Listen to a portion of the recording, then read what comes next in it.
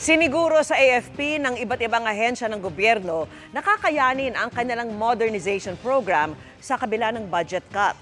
Ipinangako pa naman ni Pangulong Bongbong Marcos na gawing world-class ang sandatahang lakas. Nakatutok si Chino Gaston.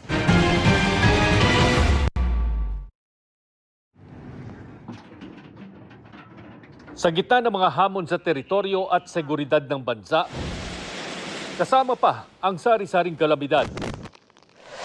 May binitawang pangako ang Pangulo sa harap ng higit 600 graduates ng Officer Candidate School ng Armed Forces of the Philippines.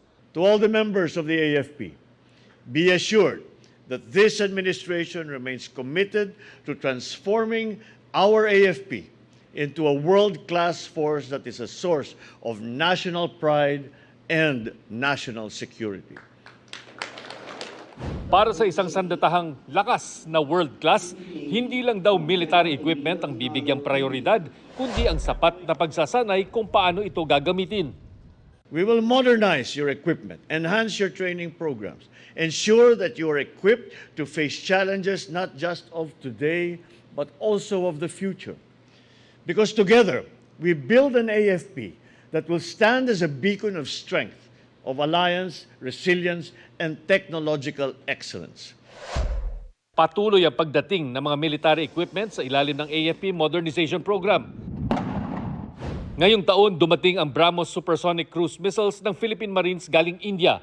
At ngayong linggo, we saw the arrival of another batch of 5 Black Hawk helicopters, which is the second batch of the 32 Black Hawk helicopters that we are acquiring under the Horizon 2 of the modernization program. ang Philippine Navy, 2 pang warship at 6 na offshore patrol vessels ang gustong bilhin para palakasin ang pagbabantay sa exclusive economic zone ng bansa. We have the Horizon 3, almost $35 billion. Hindi ito one-shot deal. This is a continuing effort na may mga midway checks tayo rito to see where we are at kung kailangan pa na i-improve pa ito, more will be added. And I would say that we are on track to hit our targets. Pero maapektuhan ba ng paghihigpit ng sinturon ng gobyerno ang pagbili ng military equipment para sa depensa ng bansa? Sa ilalim ng 2025 budget ng Department of National Defense, binawasan ng 15 billion pesos ang 50 billion pesos para sa AFP Modernization Program. We were assured by